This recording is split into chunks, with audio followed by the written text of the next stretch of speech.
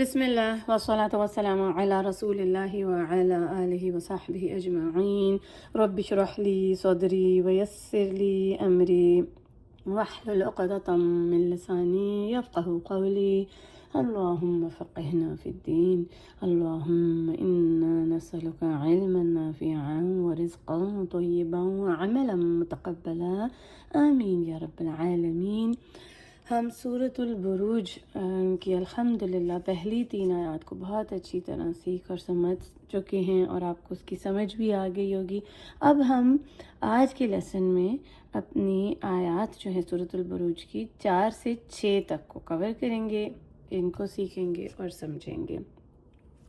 پہلی 3 میں تو ہمیں پتہ چل گیا کہ دیکھیں اللہ سبحانہ تعالیٰ نے جو پوری قسموں کا اور شہادت کا جو ایک فریم ورک قائم کیا کہ آسمان گواہ ہے، قیامت کا دن آ رہا ہے، اور ہر چیز جو اس دنیا میں ہو رہی ہے، ہر انسان کے اوپر ایک شاہد اور مشہود موجود ہیں، اس میں وہ دونوں انوالوڈ ہوتے ہیں۔ تو اب یہ جو تمام قسمیں ہیں، ان کا نتیجہ اللہ جل جلالہ اعلان فرماتے ہیں، اور وہ ہے قتل اصحاب الاخدود النار ذات الوقود اذ هم علیہا قعود۔ مارے گئے خندقوں والے، جو آگ کی خندقیں تھیں، ایندھن والی، جب وہ اس پر بیٹھے ہوئے تھے۔ یہ ہے 4 سے 6 آیات جو ہم آج سمجھنے جا رہے ہیں۔ اچھا، ان آیات کو سیکھنے سے پہلے آپ نے 2 باتیں ذہن میں رکھنی ہیں، ہم پھر اس کے اوپر مزید بات کریں گے۔ پہلے تو یہ کہ ان آیات کے بارے میں 2 طرح کی تفسیر آتی ہیں۔ ایک یہ کہتی ہے کہ یہ تو تاریخی واقعہ ہے جو حدیث کے بارے میں ہے، ان لوگوں کے جنہیں اذیتیں دی گئیں، جلایا گیا، اور پھر اس کے بعد یہ عام ہر انسان پر اور ہر ان ظالم حکمرانوں پر لاگو ہوتی ہے جنہوں نے ظلم کیے، غلط کام کیے، اور نسلی جرائم جو ہوتے ہیں، جو جینوسائیڈ ہوتے ہیں، اور جو بھی ہوا ان کے اوپر یہ بات ایک جنرلائز عام ہے، ٹھیک ہے۔ اس حدیث پر ہیں یہ آیات، اور اس کے بعد آنے والے وقت میں بھی کسی نے بھی کسی کے اوپر کوئی ظلم کیا تو اس کے لیے بھی یہ آیات ہے۔ اور جو کہانی ہے اس حدیث کے بارے میں آتی ہے، وہ انشاءاللہ تعالی ہم آگے اپنے 1-2 لیسنز کے بعد کور کریں گے، غالباً ایک اور لیسن کے بعد انشاءاللہ تعالی۔ وہ الگ ہے تو اس کو ہم الگ کریں گے تفصیل سے بات۔ پہلے آپ ذرا ان کو سمجھیں، پھر آپ کو وہ بھی آسانی سے سمجھ آ جائے گی، اور جو اس کا پورا واقعہ ہے ایک طرح کا اس کے پیچھے۔ صحیح مسلم میں تفصیل سے آیا ہے کہ یہ اصحاب الاخدود کا قصہ، وہ بادشاہ جس نے اللہ پر ایمان لانے والوں کو خندقوں میں جلایا تھا۔ پھر اسی طرح تفسیر ابن کثیر میں بھی آتا ہے کہ یہ کافروں کا، یہودیوں کا ایک بہت بڑا گروپ تھا جن کا بادشاہ تھا۔ ان کے وقت میں جو مسلمان ہو گئے تھے، عیسیٰ علیہ السلام کا جو صحیح دین چل رہا تھا اس کو قبول کر لیا جب انہوں نے، تو یہ بادشاہ فرعون کی طرح کہنے لگا کہ میں ہی تمہارا رب ہوں، تم مجھے ہی مانو۔ جب نہیں مانا ان مومنین نے، اس بادشاہ نے خندقیں کھدوائیں، اس کو ایندھن سے، آگ سے بھرا۔ پھر جو کوئی اس بادشاہ کو رب ماننے سے انکار کر دیتا تو انہیں ان آگ سے بھری خندقوں میں پھینکا گیا، اور اپنی آنکھوں کے سامنے ان کو جلتا ہوا دیکھتے تھے وہ، معاذ اللہ۔ تو یہ تو ہو گئی پہلی بات۔ اب دوسری جو علماء کی رائے ہے وہ یہ کہ یہ رسول اللہ صلی اللہ علیہ وسلم کے وقت میں جو مشرکین تھے ان کے لیے یہ آیات نازل ہوئی تھیں، ٹھیک ہے۔ ان کے زمانے کے جو کافر تھے ان کو یہ بیان کر رہی ہے کہ وہ آگ میں جلائے جائیں گے۔ اور اس تعلق سے علماء کا کہنا یہ ہے کہ کیونکہ قرآن مجید جب نازل ہوا تو ان کے جو پہلے سننے والے تھے وہ کون تھے؟ مکہ کے لوگ تھے، تو نہ ان کے پاس کوئی تفسیر کی کتابیں تھی، نہ علماء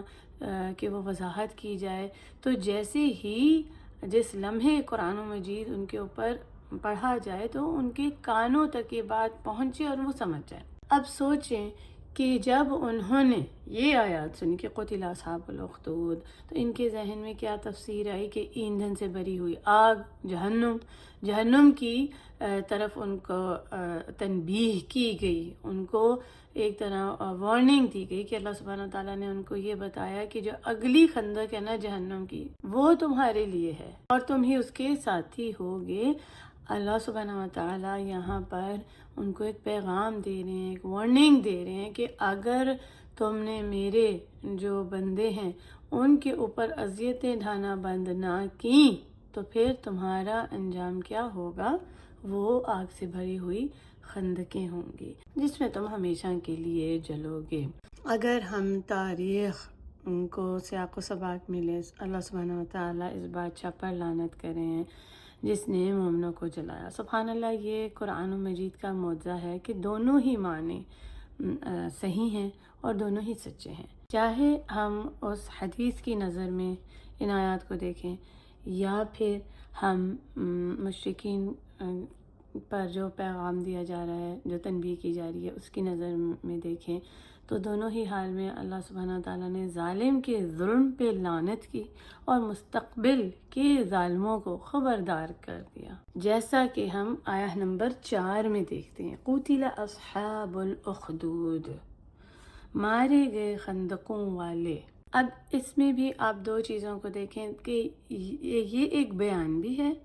کہ اللہ سبحانہ تعالیٰ بتا رہے ہیں کہ وہ جو خندقیں والے تھے وہ مارے گئے ہیں، وہ ہلاک ہو گئے ہیں، تباہ و برباد ہو گئے ہیں، ٹھیک ہے۔ یا پھر دوسرا یہ ایک لعنت ہے، ان خندقوں والوں کے اوپر لعنت ہے، ایک بدعا کی جا رہی ہے، ان کی ہلاکت کے لیے دعا کی جا رہی ہے کہ وہ مارے جائیں۔ تو ان پر لعنت ہے کہ انہوں نے کتنے اعتماد سے جرم کیا اور بچ نکلے، لیکن حقیقتاً وہ اب کبھی بھی نہ بچ پائیں گے۔ انہوں نے یہ سوچا کہ ان کو روکنے والا کوئی نہیں، کوئی پولیس نہیں، کوئی طاقت نہیں، کوئی حکام نہیں۔ انہوں نے سوچا کہ جرم بے سزا ہی چلا جائے گا، نہ کوئی نوٹس کرے گا، نہ کوئی گواہ ہوں گے، بغیر گواہوں کے ان نوٹسڈ یہ چلا جائے گا۔ لیکن اللہ سبحانہ تعالیٰ نے ہمیں پہلے ہی کیا بتا دیا کہ ہر ایک کا گواہ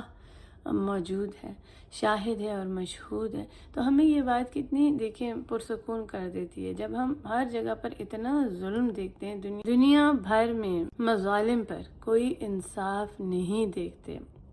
جب اتنا خون بہایا جاتا ہے لوگوں کا، اتنی تکلیفیں ڈھائی جاتی ہیں، لوگوں کے اوپر ظلم ہوتا ہے، تو ہم جیسے لوگ برداشت نہیں کر سکتے ایسے ظلم کو،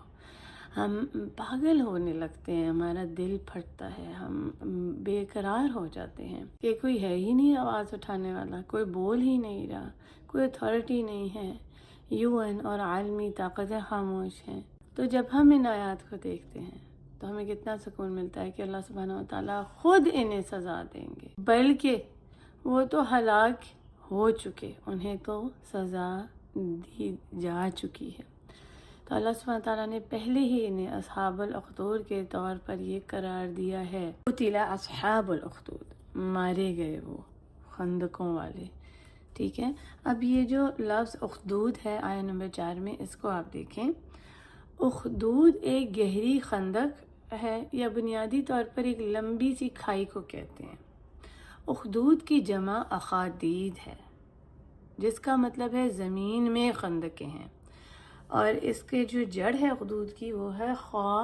دال دال، جس کی روٹ لیٹرز ہیں۔ خد گال کے لیے استعمال ہوتا ہے، مسکراہٹ کے ساتھ ایک گہرا ڈمپل جیسے پڑ جاتا ہے نا جب چہرے پر، تو اس کے لیے، یا پھر اگر آپ کبھی منہ کھولیں، ٹھیک ہے، کھلے منہ کی جو خالی جگہ ہے تو اس کو بھی جیسے ہم منہ کھولتے ہیں تو کیوٹی بڑی سی نظر آتی ہے، گہرائی سی آتی ہے اندر نظر، تو اس کے لیے آتا ہے، ٹھیک ہے۔ اب یہاں پر زمین میں ان لوگوں کی کھودی ہوئی بڑی خندقوں کی طرف اشارہ ہے کہ جنہیں اصحاب الاخدود یعنی کہ جو خندقوں کے ساتھی تھے، تو ان کی طرف اشارہ ہے کہ انہوں نے یہ صرف خندقیں بنائی بھی نہیں بلکہ ان کو آگ سے بھرا، ایندھن سے بھرا۔ اگلی آیت 4 میں النار ذات الوقود، یہ خندقیں آگ کی تھیں، آگ سے بھری ہوئی تھی، اور چھوٹی کوئی آگ نہیں تھی، بہت زیادہ۔ ذات کہتے ہیں رکھنے والی کوئی چیز، ٹھیک ہے۔ تو وہ جو خندقیں تھیں جو آگ سے بھری ہوئی تھیں، اس کے اندر انہوں نے کیا رکھا ہوا تھا؟ جو آگ تھی، آگ رکھنے والی تھی ایندھن، جو ہے وقود، واو، قاف، دال، اس کے روٹ لیٹرز ہیں۔ اب آیا ختم ہوئی تھی 4 اخدود پہ، خندقوں پر، اور اس کے بعد اگلی بات کیا آ گئی؟ النار کی، آگ کی، ٹھیک ہے؟ تو بدل استعمال ہوا نا، یہاں پر ایک ٹرانزیشن ہو رہا ہے، خندقوں سے آگ، اور آگ میں جو ایندھن تھا، آگ جس سے جلائی جا رہی تھی، اس ایندھن کو بھی وقود کہا گیا ہے، ٹھیک ہے؟ جب انہوں نے خندقیں کھودیں، انہیں ایندھن آگ سے بھر دیا، کچھ چھوٹی مقدار میں نہیں، بڑی مقدار میں، کیونکہ کچھ تھوڑی دیر کے لیے نہیں، طویل عرصے تک کے لیے، کافی وقت کے لیے، کافی ٹائم کے لیے انہوں نے ایسی پلاننگ کی تھی، اور اس کے کنارے پر، سرے پر یہ بیٹھ گئے، اس کے ارد گرد یہ بیٹھ گئے تاکہ ان کو اس میں پھینکا جائے۔ اذ ہم علیہا قعود، آیا نمبر 6 میں، جب وہ اس پر بیٹھے ہوئے تھے، ٹھیک ہے؟ اس پر، علیہا کس پر؟ خندقوں کی بات ہو رہی ہے، یہ اس کی طرف ہے ضمیر، ہاں کی، قعود جس کی جڑ ہے قاف عین دال، قعود یہ ہے جمع، اور اس کا جو واحد ہے وہ ہے قاعد، بیٹھنے والا، ٹھیک ہے؟ تو قعود وہ بیٹھے ہوئے تھے۔ ایک اور لفظ آتا ہے دیکھیں بیٹھنے کے لیے، ابھی پچھلے درس میں بھی اس کا ذکر ہوا ہے، جلسہ کا، بیٹھنا، لیکن تھوڑے وقت کے لیے ہوتا ہے وہ،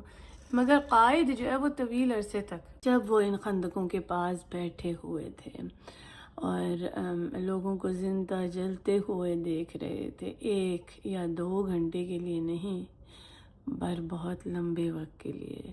انہیں پھینکتے اور زندہ جلتے ہوئے دیکھتے، کسی نے انہیں روکنے یا اس جرم کو روکنے کی زحمت نہیں کی، کوئی بولنے والا نہیں۔ یہ ایک نسل کشی تھی، جینوسائیڈ تھا، اور صحیح مسلم میں دیکھیں یہ ایک واقعہ 3500 سال سے بھی پہلے کا ہے، کہ کتنے سخت دل وہ لوگ تھے جنہوں نے کسی 1 یا 2 انسانوں کے اوپر ظلم نہیں کیا، بلکہ کتنے تھی تعداد، اتنے لوگوں کو انہوں نے ایک ساتھ جلایا، اور اس واقعے کو کئی سال ہو گئے ہیں، لیکن ہم نے کبھی سوچا بھی نہیں تھا کہ تاریخ کبھی ایسی دہرائی جائے گی، پر آج بھی ایسا ہو رہا ہے، آج بھی کس قسم کی نسل کشائی ہوتی ہے، جینوسائیڈ ہوتا ہے، ظلم ہوتا ہے، زیادتیاں ہوتی ہیں، پوری پوری نسلیں تباہ کر دی جاتی ہیں۔ دیکھیں ہم نے اپنی آنکھوں سے دیکھا، کانوں سے سنا، بوسنیا، روانڈا، برما، غزہ، فہرست، لسٹ کبھی ختم ہی نہیں ہوتی، معاذ اللہ، ہر وقت کا خون بہا، ہر وقت کی خون ریزی۔ آج ہونے والی نسل کشی کو ہم دیکھتے ہیں، کتنی تکلیف ہوتی ہے، مسلمان ہر روز مارے جاتے ہیں، ظلم ہے کہ ختم ہی نہیں ہوتا، ظالم ہے کہ پکڑے ہی نہیں جاتے۔ اور یہاں دیکھیں کہ اللہ سبحانہ تعالیٰ نے بتا دیا کہ یہ ظالم تو پہلے ہی ہلاک ہو چکے ہیں، وہ تو لعنت زدہ ہیں جنہوں نے دوسرے مومنین کو، مومنوں کو اذیتیں دی۔ یہاں پر تنبیہ ہے کہ جو ظالم ہیں وہ خندقوں میں جلائے جائیں گے، جہنم کے وہ لوگ ہیں، وہ خندقوں کے ساتھی ہیں جو ظالم ہیں۔ اچھا، اور اگر ہم اس کو دیکھیں کہ جو مشرکین تھے رسول اللہ صلی اللہ علیہ وسلم کے وقت میں تھے، تو ان بھی مجرمین کے بارے میں آتا ہے کہ آگ کے بالکل جیسے وہ کنارے پر بیٹھے ہوئے ہیں کہ اس میں وہ پھینکے جانے والے ہیں، آگ کے شعلوں میں وہ داخل ہونے سے پہلے ہی ہلاک کر دیے گئے، ان کی پہلے ہی تباہی کی اعلانات کر دیے گئے، اور وہ شعلوں کے اوپر ڈھیر کیے گئے لوگ ہیں، یہ جو مشرکین ہیں جو مسلمانوں پر زیادتیاں کرتے تھے، رسول اللہ صلی اللہ علیہ وسلم کے ٹائم میں ہو گئے، یا پھر آگے آنے والے وقت میں بھی، ہمارے وقت میں بھی، یا جو رسول اللہ صلی اللہ علیہ وسلم کے بعد کا وقت گزر چکا ہے، ہر وقت میں کوئی بھی ظالم ظلم ایسے کرتا ہے تو اس کی بھی یہ بارے میں آیات ہیں کہ وہ بھی ایک دوسرے کے اوپر ایسے جیسے ڈھیر لگا دیے جائیں گے، شعلوں میں وہ جلیں گے اور شعلوں کے اوپر ڈھیر کیے جائیں گے، آگ کے شعلوں میں، معاذ اللہ۔ تو یہاں سیکھنے کا سبق کیا ہے کہ دیکھیں دنیا کی خندق تو ختم ہو جاتی ہے، لیکن آخرہ کی خندق ظالموں، جابروں، مجرموں کے لیے کبھی ختم نہیں ہوتی، جنہوں نے خندقیں بنائیں، جنہوں نے اس دنیا میں ظلم ڈھائے، زیادتیاں کی، اور جیسے انہوں نے خندقیں بھری تھی نا ایندھن سے، تو کیا وہی جلیں گے جہنم کی بڑے گڑھے میں، اور وہ ایندھن ہوں گے اس خندق کا۔ معاذ اللہ، لفظ وقود آپ یاد رکھیں، وہ لوگ خود جہنم کی آگ، اس سب سے بڑی جو آگ سے بھری ہوئی خندق ہے، اس کا ایندھن بن جائیں گے۔ جو خندقیں انہوں نے اپنے ہاتھوں سے کھودی، انہیں آگ سے بھرا، ان میں ایندھن اپنے ہاتھوں سے بھرا، تو یہی ہاتھ اس دن، یہی ان کے جسم، وہ خود ہی بن جائیں گے ایندھن جہنم کی، اور اس آگ کا حصہ ہوں گے۔ کوئی بھی کہیں بھی کسی قسم کا بھی جب ظلم کرتا ہے نا، تو سوچیں کہ وہ اپنے لیے ہی گھڑا کھود رہا ہوتا ہے، آگ سے بھرا ہوا، جس میں وہ اپنے ہی آپ کو ڈال رہا ہوتا ہے ایندھن کی صورت میں۔ اور یہ ایک مستقل قرآنی موضوع ہے جو نہ صرف یہ بیان کرتا ہے کہ ایک ظالم جب اپنی قبر میں پھینکا جائے گا یا اپنی جہنم میں پھینکا جائے گا تو اس کے بعد کیا ہوگا، بلکہ اس میں پھینکے جانے سے پہلے کے لمحات کو بھی بیان کر دیا کہ وہ تو اسی وقت ہلاک ہو گئے، ابھی وہ پھینکے بھی نہیں گئے، وہ پہلے ہی ہلاک ہو گئے، اس دنیا میں ہی ہلاک ہو گئے۔ تو اس سے کیا سبق اخذ ہوتا ہے کہ رک جاؤ، گناہ سے رک جاؤ، ڈر جاؤ، اللہ جل جلالہ کی ذات سے ڈر جاؤ۔ اللہ سبحانہ و تعالیٰ ڈھیل دیتے ہیں، وقت دیتے ہیں، انسان لوٹ اور پلٹ، لیکن اگر وہ نہیں رکتا اللہ کے ڈر سے، اس کے خوف سے، تو پھر اس کی بہت بڑی سخت پکڑ ہے، پوچھ ہے، اس کے لیے ہلاکت اور بربادی ہے، شروع ہو جاتی ہے جس وقت اس نے ظلم ڈھانا شروع کیا ہوتا ہے۔ اب وقافات تدبریہ والعمل بالآیات، کیسے ہوگا ان آیات کے اوپر تدبر، غور و فکر، اور اس کو ہم کیسے عمل میں لے کر آئیں گے؟ جب ہم ان آیات کو سمجھیں گے اور اس سے ہم جو سبق ملتا ہے، جو تنبیہ ہے، جو وارننگ ہے، اس کو ہم لیں کہ ہم یہ نہ سوچیں یہ تو اصحاب الاخدود کی بات ہے، یہ تو مشرکین جو مکہ کے تھے رسول اللہ صلی اللہ علیہ وسلم کی اس کی بات ہے، اچھا میرا کیا لینا دینا۔ ہر انسان کو ڈرایا جا رہا ہے، ہر انسان کے لیے سبق ہے کہ چاہے وہ کوئی بھی ہے، کسی صورت میں بھی، اگر مسلمان بھی ہے تو یہ نہ کہ تو میں تو مسلم ہوں، یہ تو ان کی بات ہو رہی ہے جو نان مسلمز تھے، تو میں تھوڑی کوئی ظلم کرتی ہوں۔ ہم اپنے آپ کو چیک کریں کہ ہمارے کیا عمل ہیں، اللہ سبحانہ وتعالیٰ نے مجھے کیا دی ہوئی ہے ایک ذمہ داری، کیا میں ماں ہوں، بہن ہوں، بہو ہوں، بیٹی ہوں، کوئی بھی میرا رشتہ ہے کسی کے ساتھ بھی، تو میں کیا کر رہی ہوں؟ اگر اللہ سبحانہ وتعالیٰ نے مجھے ذمہ داری دی ہے، میں اس کو صحیح طرح نبھا رہی ہوں یا نہیں، یا میں کہیں کسی کے اوپر ظلم تو نہیں کری، زیادتی تو نہیں کری اور مجھے پتہ ہی نہیں چل رہا، کہیں میں ظالم تو نہیں بن رہی۔ تو دیکھیں ان آیات کا ہے تو یہ جیسے بتایا ایک بڑے لیول پر ہے، ٹھیک ہے، مشرکین اور ان کی بات، اور یہ کوئی بھی بڑے بڑے ظلم کرتا ہے، لیکن اس سے پھر ہم نیچے بھی آئیں، اس کی گہرائی میں جائیں، اس سے جب ہم سبق حاصل کرتے ہیں تو اس میں یہ کہ ہر انسان اپنے آپ پر رکھ کے ان آیات کو دیکھے، ہر مسلمان قرآن سیکھنے والا، سمجھنے والا، کہ کہیں ہم کوئی چھوٹا سا بھی ظلم، زیادتی تو کسی سے نہیں کرے، کسی سے ناانصافی تو نہیں کر ڈالی ہم نے۔ ہمارے کتنے واقعات بھرے پڑے ہیں، کتنے ہمارے معاشرے میں ایسے حالات ہوتے ہیں کہ کبھی جب ساس بہو کے ساتھ زیادتیاں کرتی ہے، پتہ ہی نہیں چلتا، اپنی چھوٹی چھوٹی باتوں کے ساتھ اور ظلم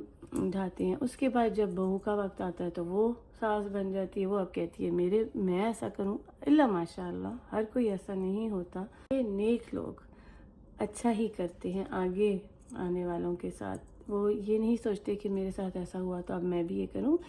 لیکن اکثر دیکھا گیا ہے، اور ہر رشتے میں بھی، صرف ایک یہ نہیں ہے، کتنی زیادتیاں ہوتی ہیں۔ اب ہم نے متففین میں بھی دیکھا، ناپ تول کی کمیاں ہیں، ہمارے معاشروں میں اگر دیکھ لیں تو کتنی قسم کی ظلم زیادتیاں ہوتی ہیں، لیکن انسان یہ نہیں سوچتا کہ وہ جو غلط کام کر رہا ہے وہ اس کی اپنے لیے بربادی ہے، وہ اپنے لیے ہی گناہ جمع کر رہا ہے، نامہ اعمال کو برائیوں سے بھر رہا ہے، معاذ اللہ۔ اللہ سبحانہ و تعالیٰ میں ان آیات کو صحیح سیکھنے، سمجھنے، اس کے اوپر تدبر، غور و فکر کرنے کے بعد اس کو اپنے عمل میں لے آئیں، اور اللہ سبحانہ و تعالیٰ ہم سے راضی ہو جائیں کہ ہم اس کلام کو کے چہرے پانے کے لیے سیکھ کر اس پر عمل کر رہے ہیں، کوشش کر رہے ہیں کہ ظالم کو ظلم سے